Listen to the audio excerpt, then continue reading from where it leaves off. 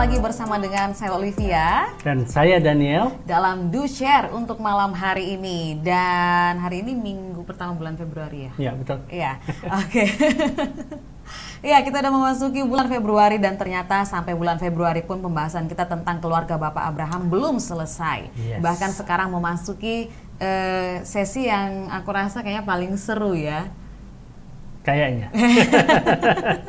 Karena memang hari ini kalau dilihat dari judul usirlah mereka. Wah, ini kayaknya sangat apa ya namanya? Siapa yang diusir? Kita yang diusir. Yang jelas ini bagus sekali. Jadi untuk semuanya yang sudah bergabung pada malam hari ini, kita mau ucapkan selamat bergabung, selamat menikmati Do Share malam hari ini. Dan simak terus sampai dengan selesai, karena untuk 1 jam ke depan ini Do Share akan membagikan satu hal yang sangat luar biasa dan kita yakin pasti akan memberkati Bapak Ibu saudara-saudari semuanya. Iya. Dan seperti biasa, karena ini Do Share, jangan lupa di-sharekan supaya lebih banyak orang lagi yang bisa mengikuti untuk acara malam hari ini. Jadi sekarang kan sebelum kita masuk ke dalam pembahasan yang lebih lanjut, coba diklik ini, share ini. Di-share. Share. Sebanyak-banyaknya ya. Oke. Selamat malam untuk Pak Pendeta Erik. Oke, shalom Pak Erik. Udah lama tidak berjumpa. Apa kabar Pak Erik? Kemudian ada Nike yang ada di Marindel dan kemudian juga ada Oma Joen yang ada di ruangan sebelah. Ada juga Pak Jimmy yang lagi watching di sini. Ya, semuanya yang sudah bergabung ya, kita senang sekali karena kayaknya semakin hari para pemirsa Do Share ini baik yang ada di Medan, yang ada di mana lagi ya? Di Malaysia, yang ada di Kupang, yang ada di banyak kota deh pokoknya. Semuanya semakin antusias gitu. Iya. Dan yang penting gini loh, antusiasnya bukan karena kita, tapi karena semakin antusias belajar firman Tuhan. Seperti itu. Nah, oke, jadi siapa yang diusir hari ini? Kita cari tahu setelah katanya kamu mau sampaikan sesuatu dulu, baru kita masuk ke sana, atau gimana? Enggak, langsung aja. Langsung aja. Oh. Jadi memang kan kalau kita bicara tentang yang diusir ini itu ada di Kejadian pasal yang ke-21. Tapi kan kemarin terakhir kita sampai di Kejadian 19 ya. Kejadian 19 di mana Tuhan mengingatkan Abraham dan juga Sarai tentang janjinya bahwa nanti 1 tahun setelah ini pada waktu yang sama waktu aku datang lagi maka Sarah sudah melahirkan, begitu kan? Dan itu ceritanya. Nah setelah itu kalau kita baca terus di pasal yang ke-20 itu bicara tentang kalau nggak salah tentang Sodom dan Gomora gitu kan. Ada Abimelek juga. Oh ya Abimelek ya. Ada bicara tentang Abimelek. Cuman karena kisah tentang Abimelek ini sudah kita singgung di episode yang pertama ya. Jadi memang ada beberapa bagian yang langsung kita gabungkan untuk mengirit waktu. Karena memang kisah Abraham, Sarah dan Abimelek ini mirip gitu loh kejadiannya dengan waktu mereka bertemu sama Firaun. Nah, cuman yang membedakan kan. Waktu ketemu sama Firaun umur Sarah masih sekitar 70-an tahun, ya kan? 70-an sekian tahun. Tetapi waktu ketemu sama Abimelek 90-an. 90-an. Bayangkan. Kamu bisa bayangkan kalau oma-oma umur 90 tahun tapi masih cantik. Sampai bahkan raja pun naksir sama oma-oma 90 tahun. Dia pakai apa ya? Perawatan. Yang jelas bukan berasal dari dunia. Tapi poin seperti ini kan kalau apa ya berbicara tentang hal betapa pesonanya Sarah ya. Ini benar-benar pasti bukan dari dunia ini karena sepertinya youthful apa ya kalau di Indonesia kan. Awet muda. Ini benar-benar kayak diperbaharui oleh Tuhan sendiri. Karena justru pada masa inilah Sarah itu mempunyai keturunan dan itu benar-benar hanya bisa terjadi karena campur tangan Tuhan. Gitu. Dan kalau mau tahu ceritanya bacalah di Kejadian pasal yang ke-20 seperti apa ceritanya. Dan saya percaya pasti nanti di sana waktu dibaca itu kan nanti akan ketemu hal-hal yang memang benar-benar akan memberkati kita. Tapi malam hari ini kita akan lihat yang berikutnya bicara tentang usirlah mereka. Itu ada di pasal yang ke-21 mulai dari ayat yang pertama sampai ayat yang ke-13. Saya minta Olivia yang bacakan supaya saya bisa klik-klik di sini. Sampai 13. Sampai 13. Kejadian 21 ayat 1 sampai 13. Oke. Buat yang ada di rumah atau dimanapun ya, boleh kalau misalnya punya gadget lebih dari satu atau punya Alkitabnya, buka Alkitabnya sendiri, atau bisa juga langsung lihat di layar karena akan ditampilkan. Oke? Kita mulai Kejadian pasal 21 mulai ayat yang pertama. Ishak lahir, judulnya itu. Tuhan memperhatikan Sarah seperti yang difirmankannya, dan Tuhan melakukan kepada Sarah seperti yang dijanjikannya. Maka mengandunglah Sarah, lalu ia melahirkan seorang anak laki-laki bagi Abraham dalam masa tuanya, pada waktu yang telah ditetapkan sesuai dengan firman Allah kepadanya. Abraham menamai anaknya yang baru lahir itu Ishak, yang dilahirkan Sarah baginya. Kemudian Abraham menyunat Ishak, anaknya itu ketika berumur 8 hari, seperti yang diperintahkan Allah kepadanya. Adapun Abraham berumur 100 tahun ketika Ishak anaknya lahir baginya. Berkatalah Sarah, Allah telah membuat aku tertawa. Setiap orang yang mendengarnya akan tertawa karena aku. Lagi katanya, siapakah tadinya yang dapat mengatakan kepada Abraham, Sarah menyusui anak? Namun aku telah melahirkan seorang anak laki-laki baginya pada masa tuanya. Kita lanjut pada ayat yang ke-8. Di sini topiknya adalah Abraham mengusir Hagar dan Ismail. Ayat yang ke-8. Bertambah besarlah anak itu dan ia disapih. Lalu Abraham mengadakan perjamuan besar pada hari Ishak disapih itu. Pada waktu itu Sarah melihat bahwa anak yang dilahirkan Hagar, perempuan Mesir itu bagi Abraham, sedang main dengan Ishak anaknya sendiri. Berkatalah Sarah kepada Abraham, usirlah hamba perempuan itu beserta anaknya, sebab anak hamba ini tidak akan menjadi ahli waris bersama-sama dengan anakku Ishak. Hal ini sangat menyebalkan Abraham oleh karena anaknya itu. Tetapi Allah berfirman kepada Abraham, janganlah sebal hatimu karena hal anak dan budakmu itu.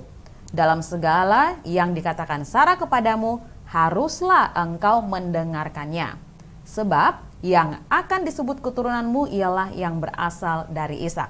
Ayat yang terakhir ke-13. Tetapi keturunan dari hambamu itu juga akan kubuat menjadi suatu bangsa karena ia pun anakmu. Nah, menarik kan? Jadi ceritanya kan ada usir mengusir. Jadi yang diusir di sini adalah si Hagar dan Ismail. Iya. Ya kan? Dan ini kalau kita pikirkan secara hal yang manusiawi kan, kayaknya nyonyanya kejam deh. Iya. Maksudnya kenapa harus diusir gitu? Iya. Apalagi kalau kita baca kan di ayatnya yang ke berapa nih, ayat yang ke-8, ayat yang ke-9. Ya kan, ayat yang ke-9. Di situ dikatakan pada waktu Sarah melihat bahwa anak yang dilahirkan Hagar, itu bicara tentang Ismail ini ya. Ismail itu sedang bermain dengan Ishak anaknya sendiri. Gara-gara bermain, terus si Sarah marah. Habis itu dia bilang sama Abraham, ya, usir anak itu, usir perempuan itu juga. Wah, ngeri ya. Kayaknya apa ya, mungkin kalau kita membaca dalam situasi seperti ini, kita melihat ada penyalahgunaan kekuasaan. Ya kan? Kayaknya ini suatu hal yang harusnya tidak boleh terjadi. Dan gara-gara itu kan kita lihat waktu si Sarah ngomong seperti itu kepada si Abraham, Abraham pun dia mengatakan dia menjadi sangat sebel gitu. Ya, kenapa harus diusir gitu loh. Kenapa? Karena kita tahu kan, misalnya kalau yang menyaksikan di minggu yang lalu kan, kita ketemukan waktu Abraham ini sudah terlanjur sayang ya sama kan? Ismail. Sayang sama Ismail karena sudah lama nggak punya anak, kemudian dia punya anak, sampai kemudian anaknya sudah umur 13 tahun ya kan? Udah umur 13 tahun dan kemudian Allah datang bilang sama Abraham bahwa nanti yang akan menjadi ahli warismu adalah anak yang dari Sarah. Ya, bahkan dikasih namanya lagi, kasih tahu namanya Ishak. Jadi terus Abraham bilang Ismail aja lah gitu kan, karena sudah terlanjur sayang, karena sudah lama nggak punya anak dan dia punya anak. Terus kemudian setelah beneran si Ishak lahir ya kan, dan Sarah sudah senang sekali karena sekian puluh tahun menunggu, hampir 100 tahun menunggu nggak punya anak, nggak hampir 100 tahun lah, 90. Nggak, maksudnya kan nggak mungkin mulai dari dia menikah ya kan sampai dia dia menunggu untuk dapatkan anak, nggak dapat anak, akhirnya dia dapatkan anak, dia senang sekali kan gitu. Dan kemudian dikatakan ya, kan sekarang bahwa si Sarah bisa menyusui anak. Oke, sebentar, sorry. Ya. Katanya suara kamu kurang besar, boleh ditambah dikit? Kurang besar. Siap. Kalau suara saya gimana? Kayaknya memang suaraku selalu lebih besar dari kamu. Aku ini memang agak sedikit. Oke lah, dicoba lebih besar lagi suaranya. Oke. Nah, waktu melihat tentang hal ini kan, inilah kejadian di mana nasib seorang suami. Wah, ya sih. Ya kan, di antara dua perempuan. Nah, ya kan? Makanya sebenarnya ini cari gara-gara gitu loh. Bayangkan, di satu sisi dia ingin menyenangkan Sarah, ya kan? Di sisi yang lain dia juga ingin menyenangkan Hagar karena Hagar adalah ibu dari anaknya, anak yang dia kasihi juga. Gitu. Jadi susah lah, makanya. Jangan cari gara-gara dari awal. Ya, ini sebenarnya kita udah lihat loh bahwa sebenarnya Tuhan itu tidak pernah merencanakan hal-hal yang rencana Tuhan itu benar-benar sempurna tanpa perlu ada banyak drama kayak begini gitu loh. Tapi saat kita mencoba dengan hikmat kita, akhirnya kita harus melalui hal-hal yang tidak perlu kita lalui sebenarnya. Ini pasti yang Lia yang lagi nonton ini langsung, karena aku lagi bahas dengan dia mengenai unnecessary thing yang kadang-kadang kita harus lalui dalam kehidupan. Ya, tapi ini yang dihadapi sama Abraham kan, serba salah gitu. Jadi makanya dia sebel. Kenapa sih Sarah ini kok kayak gini, yang waktu awal-awalnya kan dia marah-marah, padahal dia sendiri yang kasih Hagar, betul. Ya kan? Ya. Dia marah-marah setelah itu. Terus sekarang dia sudah punya anak, harusnya dia seneng. Marah juga. Marah lagi, ya kan? Kenapa ini perempuan? Memang katanya bagi seorang laki-laki itu punya dua masa dalam hidupnya, di mana dia tidak bisa memahami perempuan. Yang pertama adalah sebelum dia menikah, dia tidak mengerti perempuan, nggak bisa memahami. Masa yang kedua adalah setelah dia menikah, nggak bisa mengerti. Itu katanya. Nasibmu lah ya. Itu katanya. Nah, Abraham berada dalam posisi yang terjepit. Kalau berada di dalam posisi yang seperti ini kan, orang-orang yang dalam posisi seperti ini, misalnya kita juga misalnya dalam digencet di tengah-tengah antara dua pihak yang sedang berlawanan, itu nggak enak. Kan? Dan ini pun sebenarnya berlaku bukan hanya dalam kehidupan Abraham ya, karena di sini Abraham terjepit di antara dua ibu dari anaknya gitu. Tapi mungkin dalam kehidupan kita sehari-hari juga kadang-kadang kita berada di dalam dilema yang membuat kita sulit untuk membuat keputusan, membuat pertimbangan gitu kan. Karena sepertinya dua hal ini begitu penting dalam kehidupan kita. Dan pada akhirnya satu-satunya yang bisa kita lakukan adalah tanya sama Tuhan mana yang terbaik. Karena Tuhan yang tahu mana yang terbaik dan yang harus kita lakukan. Tapi sebelum kita lanjutkan, kita mau menyapa dulu buat semuanya yang sudah bergabung malam hari ini. Oke, halo buat Tante Heni yang ada di Kupang ya. Oke, Tante Heni belum kedengaran suaranya. Sonde ada suara. Sonde ada suara katanya. Bagaimana? Checking mungkin kamu pakai. Saya cek dulu ya, pakai ini ya. Semoga memang salah. Terus bicara lagi supaya aku bisa. Iya. Dan juga tadi sudah ada Lia yang bergabung. Hai Lia. Kemudian ada Sis Bendelina lah yang sudah bergabung. Ada Ibu Mary. Shalom Ibu. Ya, kemudian ada basis kita. Basis jadinya sekarang Johnson yang ada di Tangerang. Gimana kabarnya? Kemudian ada siapa lagi ya yang sudah bergabung ya? Oke, sudah. Kata sudah, Tante Heni sudah. Oke. Oke, aman terkendali ya Tante? Memang malam ini agak sedikit aneh. Entah kenapa tadi ada sesuatu hal, kayak selalu ada hal-hal teknis yang seperti ini kan. Sekarang suaranya kalau didengar dalam pakai headphones kan, stereo kan, keluarnya di satu sisi aja, nggak keluar di dua-duanya. Ya. Ada settingan yang entah gitu. Hanya ya nantilah kita apakan apanya. Oke? Minta maaf semuanya dengan keterbatasan yang ada seperti ini. Semoga nanti lebih baik lagi. Oke, ada Ibu Pendeta Elvira juga sudah bergabung. Halo, bagaimana kabarnya? Iya, waduh makin rame ya hari ini. Waduh, senang banget. Nah, sesuai dengan yang tadi sudah kita bahas di awal tadi bahwa Abraham ini berada pada situasi yang tidak menyenangkan, tidak mengenakan. Dan ini bukan hanya sekedar keputusan yang Aku rasa berat sekali karena gini loh, dua-duanya anak gitu. Ya, loh. betul. Dua-duanya anak dan ini melibatkan perasaan gitu kan. Sesuatu yang apa ya, berbicara mengenai hubungan darah dan daging gitu. Jadi memang benar-benar sulit gitu loh keputusan yang harus dibuat oleh Abraham saat Sarah meminta supaya usir anak dan juga ibunya, hamba perempuan itu dan anaknya beserta anaknya. Ya. Ngeri. Tapi sebenarnya gini, pertanyaannya akan masuk kepada kok ternyata Tuhan setuju dengan hal seperti itu. Kalau kita lihat di ayat berikutnya kan, di ayat yang ke-12 kan, di sana dikatakan tetapi Allah berfirman kepada Abraham. Jadi waktu Abraham lagi sebel-sebelnya, Allah berfirman kepada Abraham. Jadi waktu kita sebel, Tuhan bisa bicara. Ya. Cuman pertanyaannya setelah itu kita mau dengarkan apa kata Tuhan atau tidak kan? Dan gitu. ini hal yang bagus banget ya, karena gini, kadang-kadang orang itu merasa bahwa saat dia marah, saat lagi sebel gitu kan, jangan-jangan Tuhan itu justru menjauhi kita gitu loh. Karena kita berpikir bahwa kan aku udah marah, kayaknya nilai baikku itu jadi turun karena aku marah gitu. Dan kalau aku marah, jangan-jangan Tuhan meninggalkan aku. Ya. Tapi ternyata di dalam situasi seperti ini kita bisa melihat bahwa Tuhan itu tidak pernah meninggalkan kita. Saat kita benar-benar di dalam kesebelannya itu berfirman, justru kasih petunjuk sama Abraham. Ya, kita baca lagi. Dia katakan jangan sebal hatimu karena hal anak dan budakmu itu dalam segala yang dikatakan Sarah kepadamu haruslah engkau mendengarkannya, sebab yang akan disebut keturunanmu ialah yang berasal dari Ishak.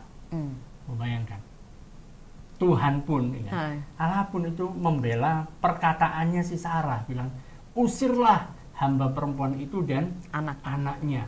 Dan Allah pun mengatakan hal yang sama, kamu dengarkan sama si Sarah ini, ya kan? Jangan kamu berpikir nggak enak, jangan merasa hatimu nggak enak, usir dia. Kok kayak kejam sekali ya? Tapi aku melihatnya dari sisi yang lain bahwa sebenarnya kan oke lah kedengarannya memang kejam gitu kan. Tapi sebenarnya dari semula itu memang Tuhan itu merencanakan bahwa memang keturunan dari Sarah gitu loh. Iya betul, tapi kenapa harus diusir gitu loh? Kenapa nggak udahlah dibuatkan rumah sendiri gitu kan? Jadi istri tua satu, istri muda satu. Iya. Kenapa nggak gitu? Kenapa harus diusir gitu? Kenapa harus diusir? Nah, untuk hal ini kan kalau kita lihat hanya dari kejadian saja, mungkin kita akan bisa gagal paham juga maksudnya ini apa.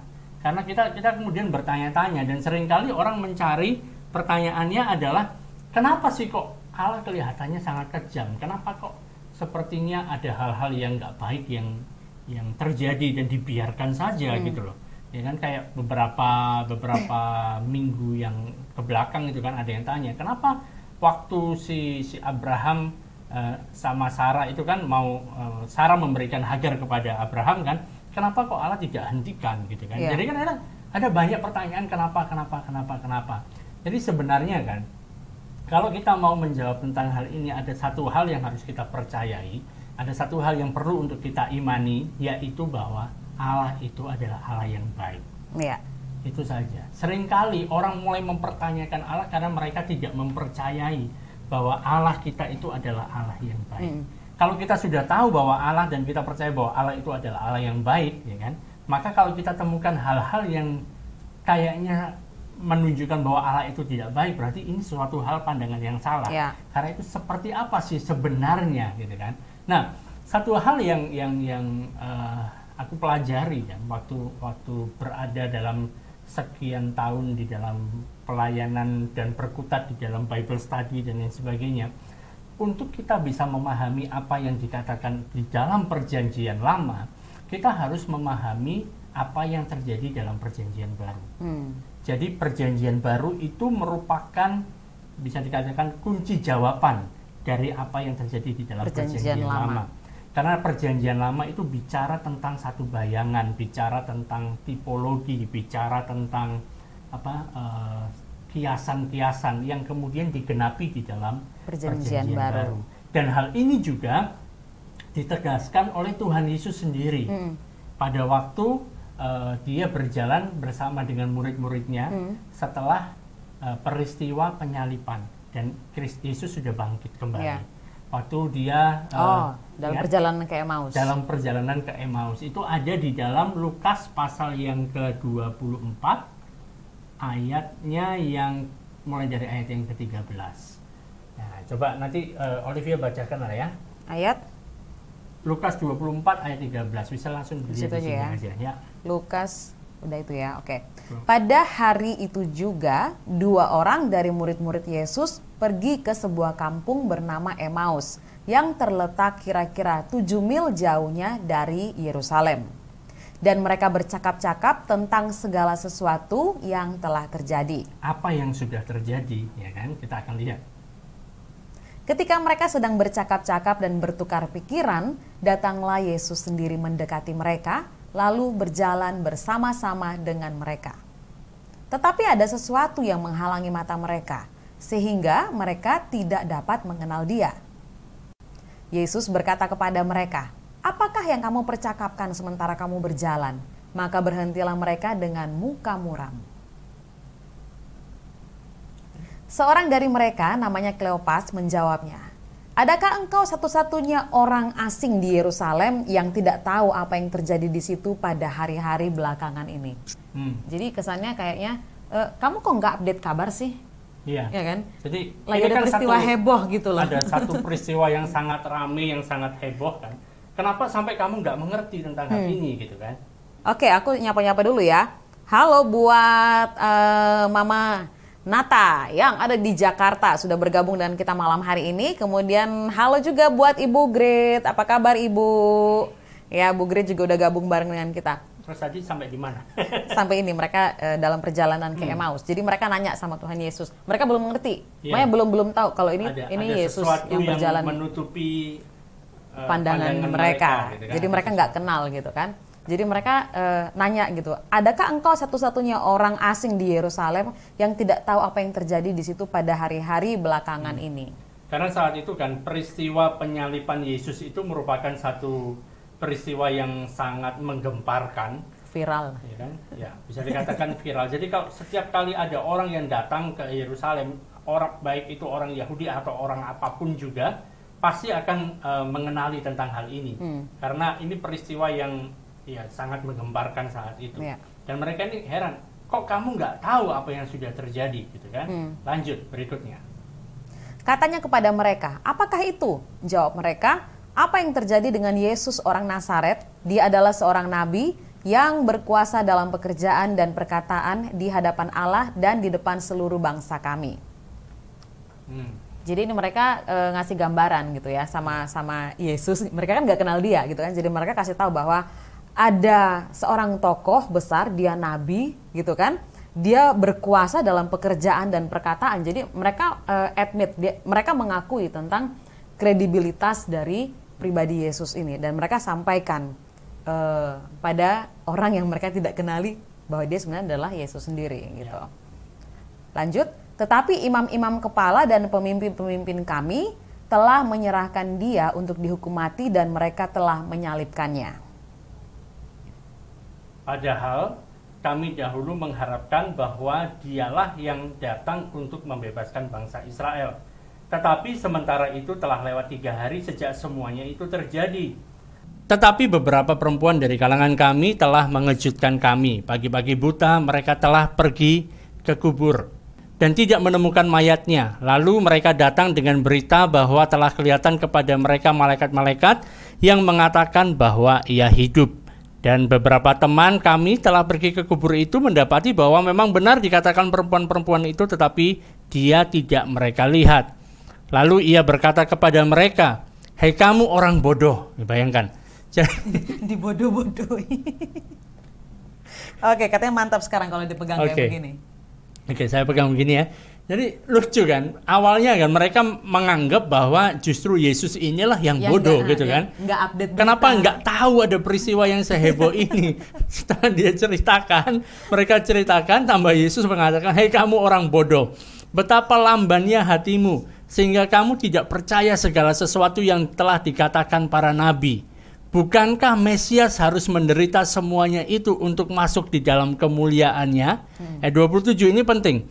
Lalu ia menjelaskan kepada mereka apa yang tertulis tentang dia dalam seluruh kitab suci, mulai dari kitab-kitab Musa dan segala kitab nabi-nabi. Jadi yang tertulis dalam semua kitab yang ada di dalam perjanjian lama, pada saat Yesus berjalan dengan 2 orang murid yang sedang dalam perjalanan ke Emmaus itu, mereka masih belum punya kitab-kitab perjanjian baru seperti sekarang yang kita miliki. Jadi waktu Rasul Paulus pun dia memberitakan Injil dan kemudian bicara tentang kitab suci, yang dibicarakan adalah kitab perjanjian lama, gitu kan? Kitabnya orang Yahudi, gitu kan? Kitab-kitab Musa, kitab-kitab para nabi, kitab Mazmur, itu yang dibicarakan. Dan di sini Tuhan Yesus memberikan satu kunci yang bagi kita perlu untuk memahami ini. Ini adalah Bible study yang terkeren, gitu kan? Dari semua pendalaman Alkitab yang dilakukan oleh Tuhan Yesus sendiri, ini yang paling top markotop menurut saya, gitu kan. Dan dia menjelaskan, Tuhan Yesus sendiri menjelaskan bahwa apa yang tertulis tentang dirinya, tentang Yesus Kristus di dalam seluruh kitab suci, yaitu maksudnya bicara tentang kitab-kitab dalam perjanjian lama. Mulai dari kitab-kitab Musa, bicara mulai Kejadian, Keluaran, ya kan? 5 kitab pertama itu ya. Dan kemudian segala kitab nabi-nabi, ya kan? Dan ada juga di bagian yang lain bicara tentang kitab Mazmur juga, itu berbicara tentang dirinya, berbicara tentang Kristus. Dan tadi sekilas saya lihat ada pertanyaan kan, mengapa perjanjian baru menjadi kunci untuk kita bisa memahami perjanjian lama? Karena sebenarnya perjanjian lama menurut Tuhan Yesus sendiri itu berbicara tentang dirinya dia. Ya. Jadi kalau kita tidak memahami apa yang terjadi dalam perjanjian baru dan kemudian kita membaca yang ada di dalam perjanjian lama, kita hanya ketemu dengan hal-hal yang kadang-kadang membuat kita jadi bingung. Dan ya ini kan? Yang seringkali terjadi ya, karena saat orang tidak melihat perjanjian lama dengan menggunakan kacamata perjanjian baru, akhirnya itu membuat kita sering salah memahami tentang pribadi Allah. Ya, banyak orang yang melihat bahwa yang diingat tuh kejamnya gitu loh, sebagai Allah yang sosoknya itu kaku, otoriter, kejam dan sebagainya seperti itu. Tapi kita akan memiliki satu pandangan yang berbeda tentang pribadi Allah saat kita melihat perjanjian baru, kekunci jawaban itu tadi. Maka kita akan memahami bahwa sebenarnya pribadi Allah itu sangat luar biasa, sangat penuh kasih, long suffering, panjang sabar gitu. Mungkin ini sedikit teaser ya. Buat yang ingin tahu bagaimana tentang pribadi Yesus, mungkin nanti bisa mengunjungi YouTube-nya Bapak ini. Jadi buka youtube.com/Daniel Sugiarto.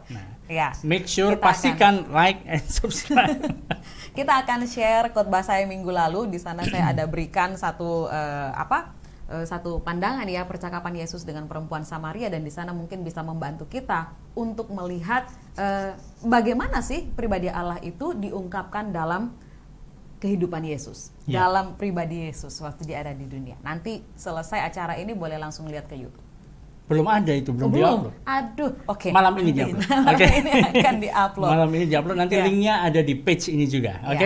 Nah, jadi ini yang membuat kita bisa memahami apa yang dikatakan dalam perjanjian lama, karena Tuhan Yesus sendiri itu memberikan bocorannya gitu loh, ya kan, kunci jawabannya, bahwa segala sesuatu yang ada baik di kitab-kitab Musa, di kitab para nabi dan juga di dalam Mazmur itu berbicara tentang Dia.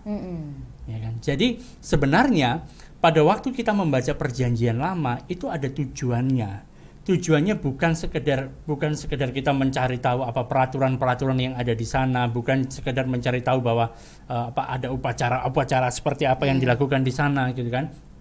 Tetapi kita melakukan itu seperti, saya bisa katakan seperti yang dilakukan oleh bapak-bapak gereja mula-mula.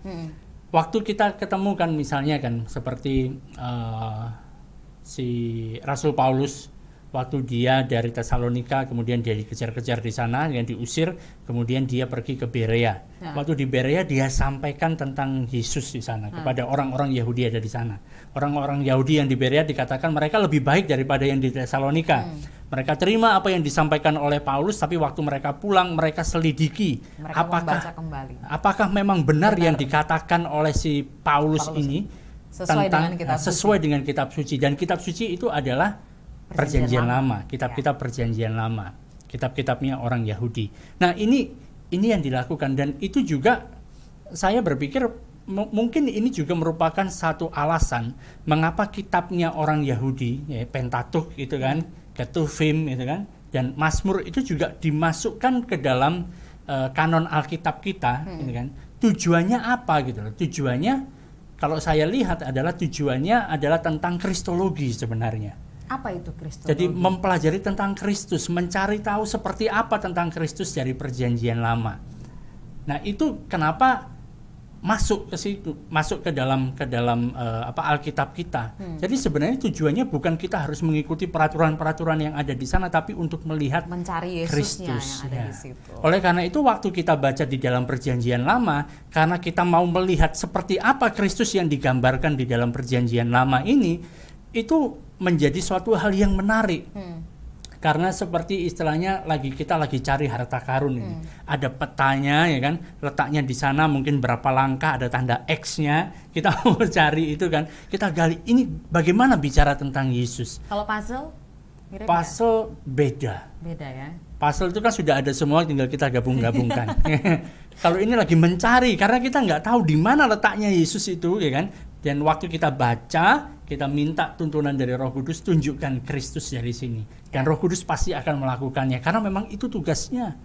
Roh Kudus datang menyingkapkan tentang Kristus itu. Menyingkapkan tentang Kristus. Ini hal dahsyat. Nah, langsung kita kembali saja, bagaimana Yesus disingkapkan lewat drama keluarga yang ada atau yang dialami oleh Abraham, Sarah, dan Hagar. Nah, itu kita bisa lihat studi kasusnya bagaimana Yesus dinyatakan di sana, bagaimana ceritanya tentang Sarah menyuruh Abraham untuk mengusir hamba perempuan dan anaknya ini, bicara tentang Yesus, ya kan, bicara tentang Kristus. Kisahnya dibahas kembali oleh Rasul Paulus mengikuti tuntunan dari Tuhan Yesus seperti di dalam Lukas pasal yang ke-24. Dia bicara tentang ini di dalam Galatia pasal yang keempat. Oke, Galatia pasal yang keempat mulai dari ayat yang ke-21. Nah, Ibu Olivia tolong dibacakan. Dari sini boleh ya? Boleh. Galatia ayat 21 sampai kita selesai baca. Sampai gitu. Oke, yuk boleh dilihat ya di Alkitabnya masing-masing ya. Galatia pasal yang keempat, kita mulai ayat yang ke-21. Katakanlah kepadaku, hai kamu yang mau hidup di bawah hukum Taurat. Tidakkah kamu mendengarkan hukum Taurat? Bukankah ada tertulis bahwa Abraham mempunyai 2 anak, seorang dari perempuan yang menjadi hambanya dan seorang dari perempuan yang merdeka. Tetapi anak dari perempuan yang menjadi hambanya itu diperanakkan menurut daging, dan anak dari perempuan yang merdeka itu oleh karena janji. Ini adalah suatu kiasan. Ya. Apa maksudnya kiasan? Kiasan itu gimana ya aku? Bahasa Indonesia. Kiasan itu seperti perumpamaan. Nah, perumpamaan. Ya. Jadi cerita tentang Abraham mengambil Hagar, ya kan? Kemudian Hagar melahirkan Ismail, sampai kemudian ada Sarah yang melahirkan Ishak. Itu semuanya merupakan suatu perumpamaan, merupakan hal kiasan, ya kan? Jadi ada arti di baliknya itu. Apa artinya? Kita lihat. Sebab kedua perempuan itu adalah 2 ketentuan Allah. Yang satu berasal dari Gunung Sinai dan melahirkan anak-anak perhambaan, itulah Hagar. Hagar adalah Gunung Sinai. Ya, bicara tentang Gunung Sinai. Oke, next.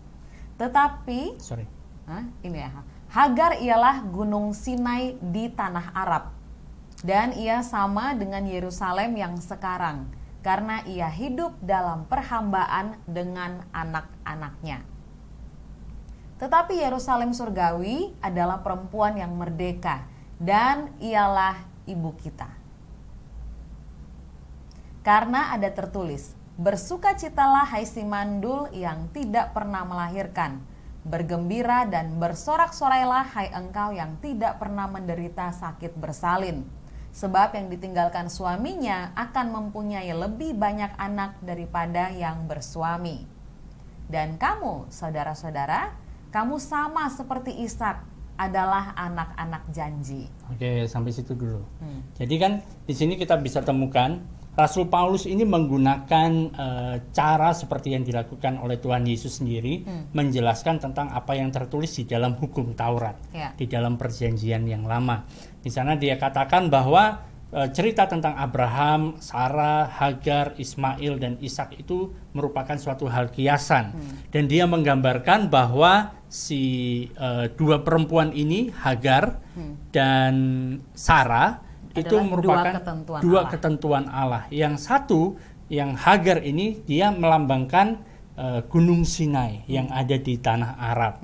Dan kita mengetahui apa yang ada di dalam yang terjadi di Gunung Sinai. Gunung Sinai bicara tentang turunnya hukum Taurat. Ada 10 perintah Allah yang diberikan Allah kepada bangsa Israel melalui Musa di atas Gunung Sinai. Dan tidak hanya 10 itu saja, ditambah dengan berbagai macam peraturan yang ada, dan jumlahnya ada 613 peraturan di dalam hukum Taurat. Kalau saudara tidak percaya, silahkan dibaca, dihitung sendiri. Ya kan? Zaman sekarang gampang sih carinya, tinggal tanya sama Mbah Google selesai, ya kan? Jadi ada dua perempuan, yang satu Hagar, yang satu adalah Sarah. Yang ini melambangkan Gunung Sinai, melambangkan perbudakan, melambangkan keterikatan, melambangkan hukum Taurat. Sedangkan yang satu, si Sarah, dia melambangkan perempuan yang merdeka, artinya tidak menjadi hamba siapapun juga. Dan juga bicara yang perempuan merdeka ini, dia melahirkan anak-anak janji dari perjanjian, bicara tentang kasih karunia dari Allah. Wah, keren kan? Bagaimana yang di rumah setelah mendengar apa yang diungkapkan oleh Rasul Paulus berkaitan dengan apa yang terjadi atau kiasan lewat kehidupan Abraham ini? Ternyata ada gambaran yang begitu luar biasa. Dari dua perempuan ini adalah dua ketentuan Allah. Jadi ini ceritanya hampir sama seperti seorang yang percaya. Abraham kan orang percaya, ya kan? Bapa dari semua orang percaya. Jadi dia adalah orang percaya. Tapi kemudian di dalam kehidupannya dia memilih untuk mengikatkan diri dalam segala macam peraturan, ya kan? Sama si Hagar ini, yang kemudian menghasilkan anak yang berasal dari daging. Karena kalau berbicara tentang hukum Taurat, bicara tentang peraturan-peraturan, bicara tentang ketetapan-ketetapan itu semua bisa dilakukan dengan menggunakan kekuatan daging. Ya kan? Bukan dengan kekuatan bulan untuk menghukum. Tapi menggunakan kekuatan daging, gitu kan? Kekuatan diri sendiri untuk melakukannya.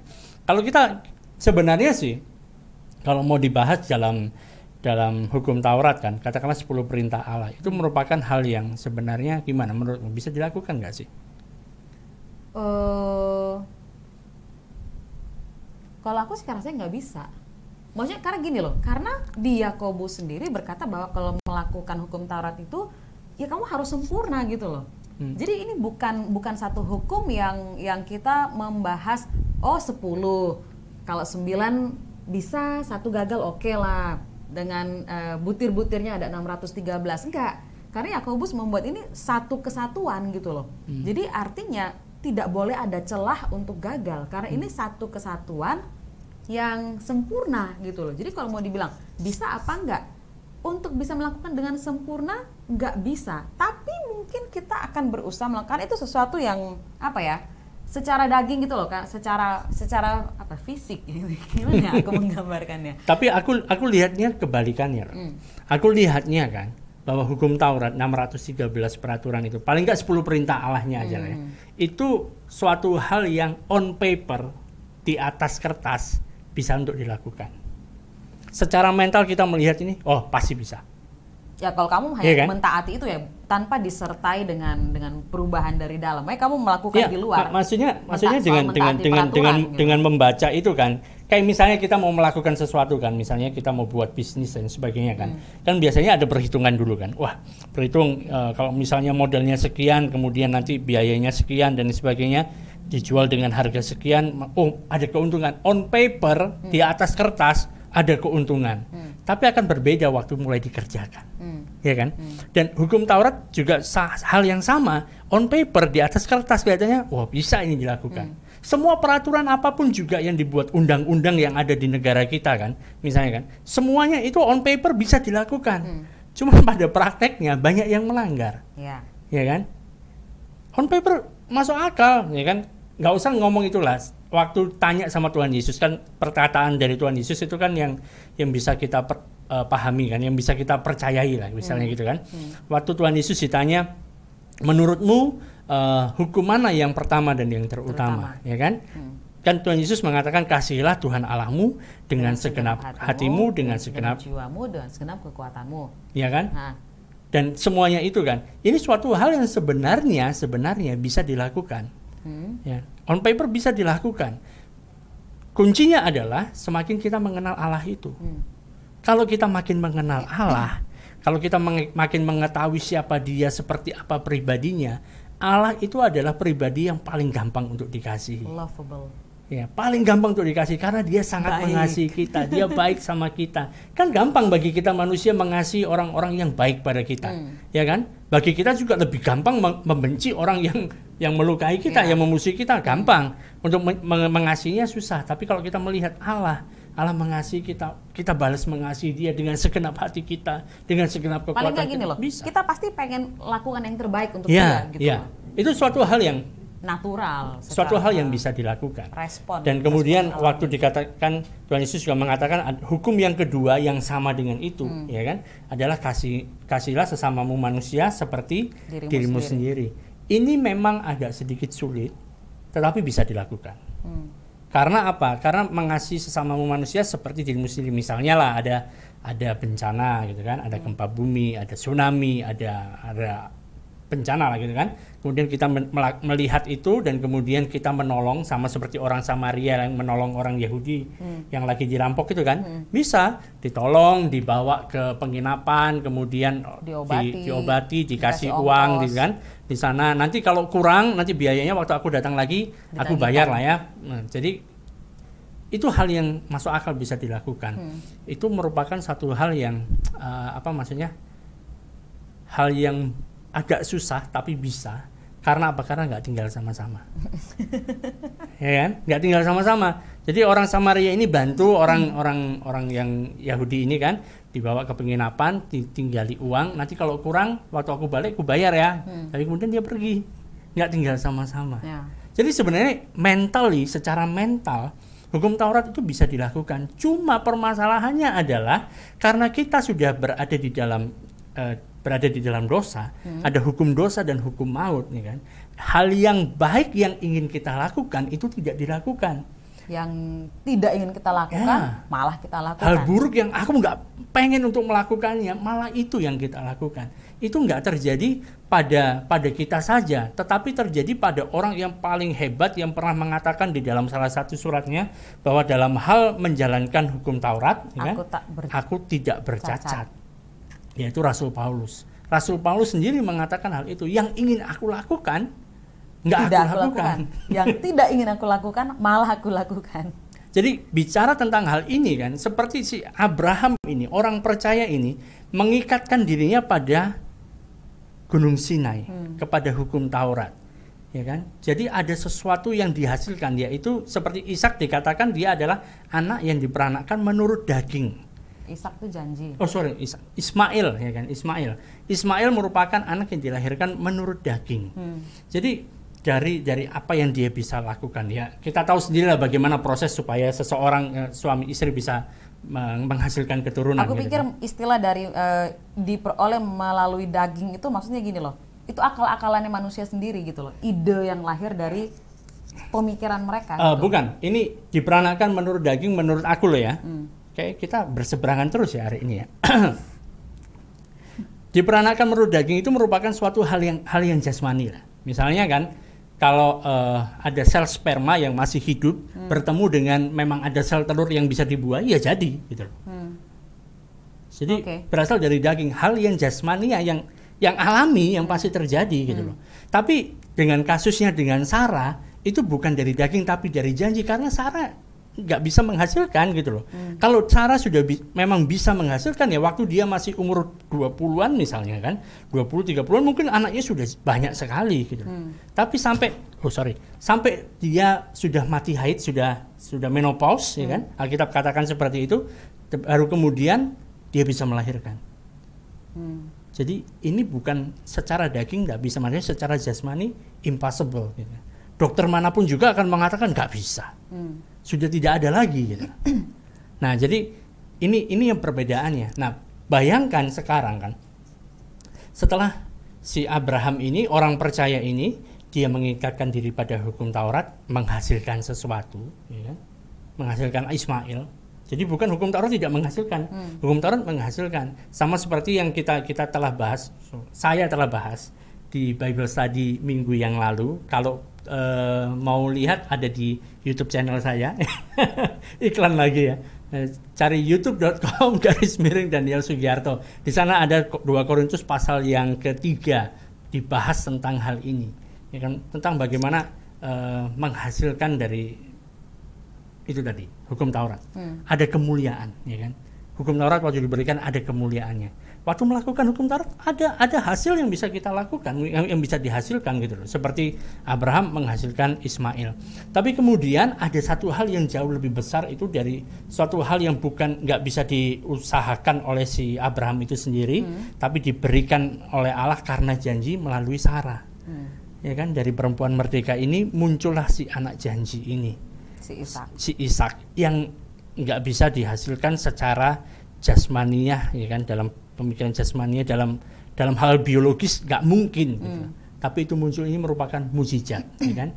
Ada hasil yang jauh lebih dahsyat, dan Tuhan mengatakan bahwa dari sana gitu, dari keturunannya si Sarah, dari Ishak inilah yang akan menjadi penggenapan dari janji. Oke, jadi bagaimana yang sudah menyaksikan, apakah bisa menangkap sampai di sini ataukah too much? Kayaknya too much ya. Tapi saya percaya kan, kita yang mendengar ini, yang belajar ini, kalau nanti dipelajari kembali kan, ikuti apa yang dikatakan dari apa yang dituliskan oleh Rasul Paulus dalam Galatia ini kan, kita baca gitu kan, dan kita minta pewahyuan dari Roh Kudus, pasti bisa memahami gitu. Mungkin ada baiknya kalau misalnya untuk mengetahui kenapa sih kok muncul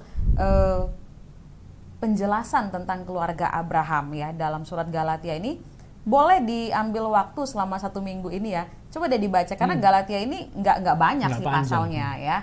Akan tetapi isinya tuh dari pasal yang pertama tuh udah yang keras gitu loh. Jadi bisa ambil waktu 1 minggu ini dibaca berkali-kali. Jadi bisa kelihatan kenapa sih Rasul Paulus ini kok benar-benar heboh gitu kan dengan kepercayaan dari orang-orang atau jemaat yang ada di Galatia.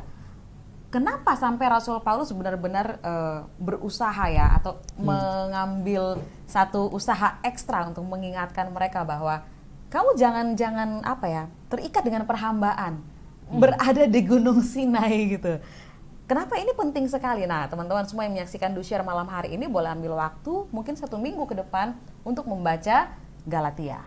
Ya, dan dari sini kan, dari Galatia ini ada banyak hal. Kalau kita bacanya asal lalu, pokoknya baca, nggak akan ngerti.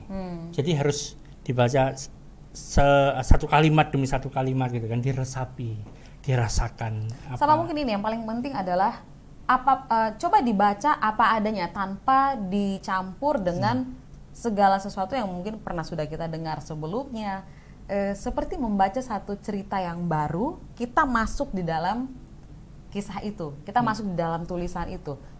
Coba lepaskan sementara konsep-konsep yang ada dalam pikiran kita, dan kita masuk di dalam apa yang dibicarakan oleh Rasul Paulus. Jadi itu akan membantu kita untuk bisa mengerti kondisi dari Rasul Paulus saat dia menuliskan surat di Galatia itu. Kalau masih penasaran, dibaca sekarang, nanti setelah 2 Korintus, nanti kita akan masuk di surat Galatia, boleh ikut Bible Study juga. Bisa disaksikan di mana lagi. Oke. Tapi buat tadi ada pertanyaan juga kan yang mengatakan apakah maksud rahasia yang tersembunyi berabad-abad itu seperti ini gitu kan. seperti tentang segalanya dijawab di dalam perjanjian baru. Di dalam surat Galatia ini juga menjawab dari apa yang sudah kita baca ini tadi kan. Perhatikan, dan saya percaya ini merupakan satu hal yang membuat Rasul Paulus itu begitu dimusuhi oleh orang Yahudi. Karena dia memberikan pernyataan yang sangat kontroversial dan sangat menyakitkan kalau misalnya itu berkaitan dengan sara gitu, suku, ras, dan agama. Bagi Rasul Paulus, dia mengatakan ini hal yang sara yang dia katakan seperti ini. Saya bacakan ya di ayat yang ke berapa ini? Ayat yang ke-25. Dia katakan begini. Hagar ialah Gunung Sinai di tanah Arab, dan ia sama dengan Yerusalem yang sekarang, karena ia hidup dalam perhambaan dengan anak-anaknya. Bayangkan, ini Rasul Paulus yang menuliskan pada zaman itu kan, setelah Yesus mati, bangkit, naik ke sorga, kemudian muncul ada orang percaya, ada gereja mulai dibangkitkan, dan Paulus kemudian dia memberitakan Injil, memberitakan tentang Yesus. Saat itu masih banyak sekali orang-orang Yahudi yang masih mengikuti hukum Taurat gitu kan. Dan di sini dia mengatakan bahwa dia sama seperti Yerusalem yang sekarang, karena ia hidup dalam perhambaan dengan anak-anaknya.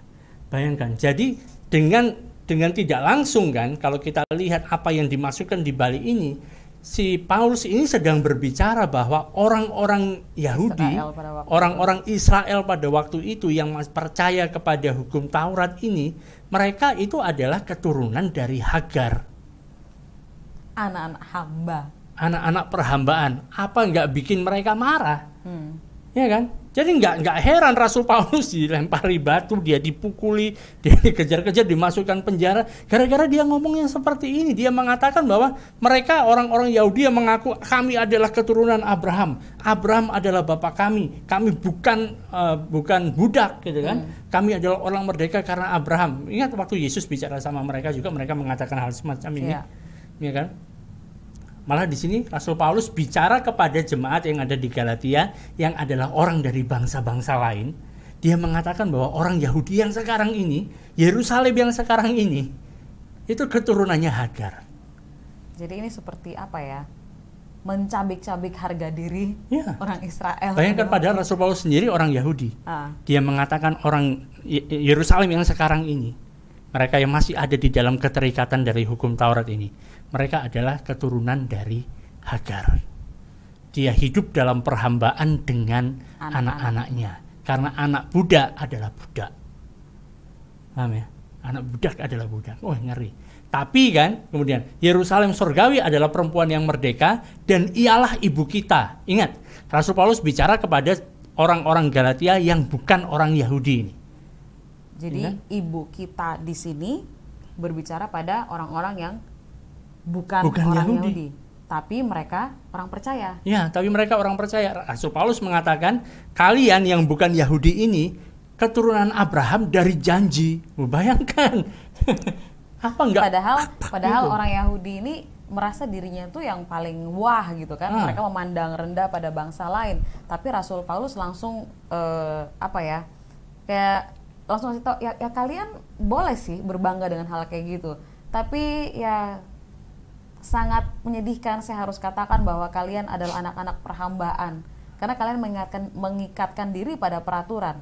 Sementara orang-orang yang selama ini kalian anggap rendah, tapi mereka percaya kepada Yesus, mereka bukan mengandalkan kekuatannya menjalankan hukum itu, tidak mengikatkan diri pada peraturan. Dan sebenarnya memang kita dari bangsa-bangsa lain itu memang nggak punya peraturan itu. Tapi kadang-kadang kita memang agak ngesok untuk mau menjalankan peraturan itu juga. Jadi sebenarnya kita anak-anak janji, kita nggak punya peraturan-peraturan itu, tapi dihitung sebagai keturunan Abraham dari perempuan merdeka. Karena dibilang, dan ialah ibu kita. Jadi ibu kita, bagi kita yang percaya kepada Tuhan Yesus Kristus sebagai Tuhan dan Juru Selamat kita, waktu kita percaya kepada Dia, kita ditempatkan di dalam Kristus, Kristus ada juga dalam kita, saat itu juga ibu kita semuanya sama. Kita bisa menyanyi. Sama kamu, saudara.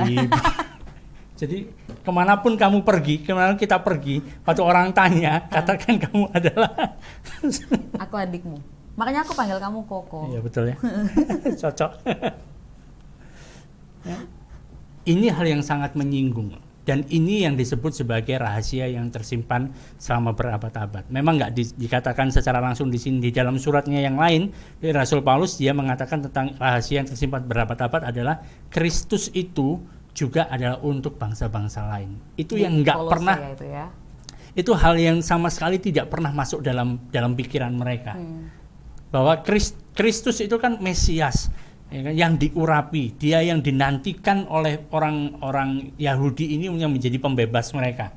Mereka menantikan Mesias ini, ternyata Mesias ini juga malah untuk bangsa-bangsa lain juga. Dan bangsa-bangsa lain menerima Mesias ini, menerima Kristus ini, sedangkan bangsa Yahudi menolaknya. Wah, ini kalau dibaca sebenarnya apa ya, panjang banget ya, karena Rasul Paulus itu menggunakan berbagai macam simbol kalau aku bilang ya. Setelah dia bicara di Kolose bahwa Kristus juga untuk bangsa-bangsa lain, kemudian ada juga Rasul Paulus menggunakan istilah cangkokan gitu, pohon zaitun yang asli gitu kan, dicangkok dan sebagainya. Apa ya, banyak sekali hal yang diungkapkan oleh Rasul Paulus untuk menegaskan betapa pentingnya kita itu berpegang kepada Kristus dan tidak mengikatkan diri pada perhambaan, karena sebenarnya Kristus itulah yang membuat kita itu menjadi anak-anak Abraham karena janji gitu loh. Ya, luar biasa kan? Jadi kita kembali lagi ke cerita awal kan di dalam Kejadian. Kenapa kok harus diusir? Ya karena memang nggak bisa hidup berdampingan antara hukum Taurat dan kasih karunia. Dan ini juga yang perlu diingat bahwa anak hamba itu tidak bisa mewarisi dari tuannya. Ya. Dan yang tadi kan kalau kita lihat di dalam Kejadian, coba saya buka lagi ya. Dalam Kejadian yang di mana ya ayatnya 12 ayat yang ke-9. Nah, ini ayat 9. Pada waktu Sarah melihat bahwa anak yang dilahirkan Hagar, yaitu bicara tentang Ismail, perempuan Mesir itu bagi Abraham sedang main dengan Ishak anaknya sendiri. Kata main ini di dalam bahasa aslinya memang bisa diterjemahkan sebagai bermain-main, tapi juga bisa diterjemahkan sebagai seperti mengolok, seperti membuli. Seperti membuli. Dan ini yang terjadi dan sampai sekarang juga terjadi gitu loh. Dari anak-anak hukum Taurat, dari yang terikat dalam peraturan, dari terikat dengan perjanjian lama ini akan membuli orang-orang yang berasal dari janji. itu terjadi sampai sekarang karena memang terjadi seperti ini. Bayangkan ini kalau nggak salah ini umur Ismail sudah sekitar 15 atau 16 tahun. Bayangkan. Dan si Ishak ini baru disape mungkin sekitar 2 tahun 3 tahun. Sekitar itu 2 tahun atau 3 tahun. Kalau 2 tahun berarti umurnya si Ismail baru 15 tahun, ya kan? 15 tahun. Bayangkan anak umur 15 tahun sudah mengetahui kan bahwa awalnya ya kan sebelum si anak bayi ini yang baru disapi ini lahir, aku ini ahli waris keluarga. Aku yang akan mewarisi semua kekayaan bapakku ini. Tapi ternyata mak betunduk. Tiba-tiba muncul anak ini gitu loh. Dan kemudian kemudian dikatakan bahwa dia yang akan jadi ahli waris. Kesel lah dia, ya kan? Mungkin dibully entah diapakan lah, kita nggak tahu. Dikit gitu. Nggak tahu ya kan? Nggak tahu. Itu yang terjadi dan saat Sarah melihat itu dia marah. Jadi dia bilang usir gitu. Jadi ada yang melindungi si anak ini, anak janji ini dilindungi oleh ibunya Sarah. Bicara tentang kasih karunia. Ada kasih karunia yang melindungi kita sebagai anak-anak janji. Bagaimana saya bisa tahu bahwa kita adalah anak-anak janji? Rasul Paulus mengatakan di ayat yang ke-28 Galatia pasal yang ke-4. Silakan. Dan kamu saudara-saudara, kamu sama seperti Ishak adalah anak-anak janji. Jadi kamu saudara-saudara, kamu sama seperti Ishak adalah anak janji. Kamu dilindungi oleh ibumu. Ibu kita sama, yaitu Ibu Sarah, Ibu kasih karunia. Ada kasih karunia Allah yang melindungi kita. Sekalipun ada bully-bulian yang terjadi, ada perlindungan dari Allah yang sempurna bagi kita. Dan kalau lanjut. Tetapi seperti dahulu, dia yang diperanakan menurut daging menganiaya yang diperanakan menurut roh, demikian juga sekarang ini. Ya, sama kan? Ismail lagi membuli, menganiaya Ishak, ya kan? Sama juga daging menganiaya roh. Dan sekarang juga hal yang sama terjadi pada kita. Kalau kita bicara, wah jangan, nggak usah banyak bicara tentang kasih karunia gitu kan. Banyak dibully gitu kan. Harus begini, banyak dibully. Masa segampang itu? Ya. Oke, jadi ini kayaknya memang apa ya? Ya mau nggak mau jadinya bahasnya ke sini sih, karena memang ini yang sedang kita lihat dari kehidupan Abraham, Sarah dan juga Hagar, dan kita sampai pada topik ini. Sementara untuk mungkin memahami tentang peralihan kehidupan kita dari peraturan menjadi orang-orang merdeka ini sebenarnya satu pembahasan yang panjang juga ya. Makanya tetap saksikan Do Share setiap hari Selasa jam 8 malam waktu Indonesia Barat, dan ingat Do Share, silahkan di share. Oke, mungkin buat gampangnya ya, karena walaupun ini topik yang cukup berat ya, mungkin bisa dikasih kesimpulan yang bisa dipegang untuk apa ya, kesimpulan kita deh untuk malam hari ini. Kesimpulan kita ada di ayat berikutnya. Silakan dibaca. Tetapi apa kata nas kitab suci? Usirlah hamba perempuan itu beserta anaknya, sebab anak hamba perempuan itu tidak akan menjadi ahli waris bersama-sama dengan anak perempuan merdeka itu. Jadi usirlah, buanglah hal-hal yang mengikat itu. Semua hukum peraturan. Kita punya Yesus Kristus yang tinggal di dalam kita. Bukan berarti kita jadi orang yang nggak punya aturan, tapi karena ada Kristus di dalam kita, kita punya hukum yang jauh lebih tinggi, yaitu hukum Kristus. Bedanya dengan hukum yang tadi adalah peraturan-peraturan yang ada itu tidak bisa menolong kita untuk menggenapinya, tapi Kristus yang tinggal di dalam kita, Dia yang membantu kita untuk kita bisa menjalani kehidupan yang kudus, yang berkenan, yang sempurna di hadapan Allah. Dahsyat kan? Jadi nanti bisa juga dilihat lagi di dalam YouTube yang akan diupload malam hari ini. Aku rasa memang connect banget ya dengan semua yang disampaikan. Ya memang connect. Memang connect gitu ya. Ya, karena yang menginspirasi ini kan satu. Jadi makanya nggak pernah tuh firman Tuhan itu kontroversi satu dengan yang lain, tapi justru yang namanya apa ya, ayat menafsirkan ayat, saling meneguhkan, saling menguatkan. Jadi Alkitab itu nggak pernah yang namanya kontroversi satu dengan yang lain. Ya. Akan tetapi permasalahannya kenapa kadang-kadang kita bisa bingung, karena kita nggak pernah melihatnya sebagai satu kesatuan. Kita salah melihat tentang pribadi Allah. Kita salah melihat gambarannya gitu. Ya, jadi tetap kembali cek semuanya kembali lagi ke firman Tuhan. Kita lihat apa yang firman Tuhan ungkapkan buat semua, dan pasti kita akan dapatkan jawabannya di situ. Ya. Oleh karena itu saudara-saudara, kita bukan anak-anak hamba perempuan, melainkan anak-anak perempuan merdeka. Supaya kita sungguh-sungguh merdeka, Kristus telah memerdekakan kita. Karena itu berdirilah teguh dan jangan mau lagi dikenakan kuk perhambaan. Itu kesimpulannya. Ya. Jadi kalau udah tahu kita adalah anak-anak merdeka, jangan kita malah menghambakan diri lagi. Dan sekali lagi diingat, ini bukan berarti kita tanpa atau kita seenaknya. Tapi karena kita punya Kristus di dalam kita, kita justru menjadi anak-anak merdeka yang sangat luar biasa. Yang semakin hari semakin menduplikasi Kristus di dalam dunia ini. Semakin hari Kristus makin terpancar dari dalam diri kita. Jadi kita benar-benar menjadi anak-anak merdeka, bukan hanya karena tinggal di kelurahan merdeka. Oke, buat semuanya yang sudah bergabung malam hari ini, terima kasih, dan kita berdoa supaya apa yang sudah kita bahas malam hari ini benar-benar menjadi sesuatu yang semakin menguatkan kita. Kita punya pengharapan bahwa kita adalah anak-anak merdeka, dan kalau kita anak-anak merdeka dari perempuan yang merdeka, maka kita adalah ahli waris. Dan apa yang ada di dalam Kristus itu menjadi milik kita semua. Oke, jadi kita punya pengharapan, kita selalu punya pengharapan. Kita bisa mengharapkan segala yang terbaik dari Bapa kita. Dan Dia sendiri yang bisa menggenapinya di dalam kehidupan kita. Kita pegang janji Tuhan dan Dia sendiri yang akan menggenapinya. Fokusnya kembali pada Sang Pemberi janji itu. Jangan sampai salah fokus ya.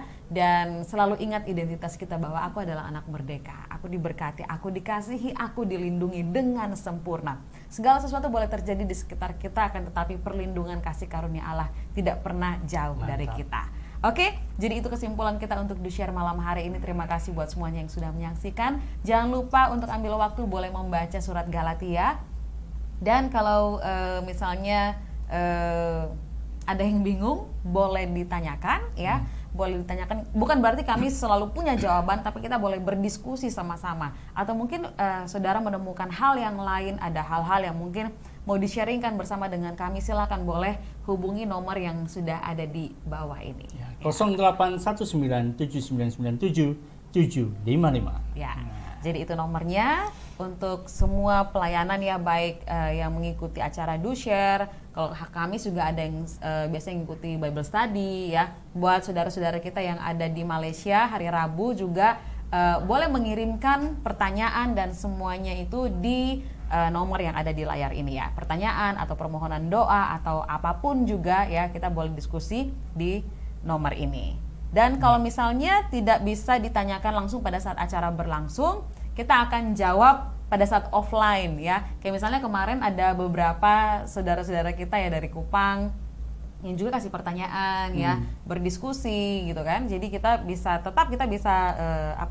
ambil waktu offline ya pada saat nggak online seperti ini. Mungkin ada hal-hal yang mau dibicarakan offline di belakang layar tetap. Jadi silakan aja kunjungi website tadi, bukan website, YouTube ya. YouTube ada materi-materi yang bisa memperkaya kita. Kemudian boleh hubungi nomor yang sudah ditampilkan di layar. Dan kalau ada kesaksian, permohonan doa atau apapun, kita rindu supaya kita juga dikuatkan dengan kesaksian saudara, apa yang Tuhan kerjakan dalam kehidupan saudara semuanya. Karena apapun itu benar-benar juga sangat menguatkan kami yang ada di sini. Oke, itu yang bisa disampaikan untuk malam hari ini. Kita berjumpa kembali hari Selasa, minggu yang akan datang jam 8 malam waktu Indonesia Barat. Jangan lupa untuk share sebanyak-banyaknya. Dan Tuhan Yesus memberkati kita semua. Sebelumnya, silakan berdoa, Ibu. Oke, mari kita berdoa. Terima kasih Tuhan Yesus, Engkau sangat baik buat kami. Kami mengucap syukur, kami adalah anak-anak merdeka. Kami tidak diperhamba oleh peraturan apapun, tapi Engkau sendiri yang menjadi hukum di dalam kehidupan kami. Dan kami tahu Engkau lemah lembut, Engkau panjang sabar, Engkau mengajari kami, semakin hari kami menyerupai pribadi-Mu sendiri. Terima kasih Tuhan Yesus, Engkau luar biasa bagi kami. Engkau yang adalah guru terbaik bagi kami. Roh Kudus yang tinggal di dalam kami, Kau mengajarkan lebih lagi apa yang sudah kami bahas malam hari ini. Kau memberikan rema untuk setiap pemirsa Do Share dimanapun mereka berada. Untuk setiap kebingungan atau pertanyaan atau apapun, Engkau sanggup menjelaskan dengan lebih baik lagi dengan bahasa yang paling kami pahami. Dan penjelasan yang daripadamu sendiri itu pasti mengubahkan kehidupan kami. Terima kasih untuk semua yang sudah mengikuti acara Do Share. Tuhan berkati, Tuhan melindungi dimanapun berada. Untuk setiap hal yang boleh terjadi di sekitar kami tahu penyertaan perlindungan Tuhan sempurna bagi kami. Baik yang ada di Medan, di Jakarta, di Surabaya, yang ada di Kupang, yang ada di Malaysia, dimanapun semuanya. Engkau yang melindungi kami dengan sempurna. Kami akan beristirahat, kami menyerahkan istirahat kami malam hari ini ke dalam tangan-Mu. Kau memberikan istirahat yang terbaik, kami bisa bangun di hari yang baru dengan harapan dan sukacita, karena Engkau adalah sumber segalanya bagi kami. Di dalam nama Tuhan Yesus kami berdoa. Amin. Sampai jumpa. Tuhan Yesus memberkati. Bye-bye. Sampai jumpa minggu depan.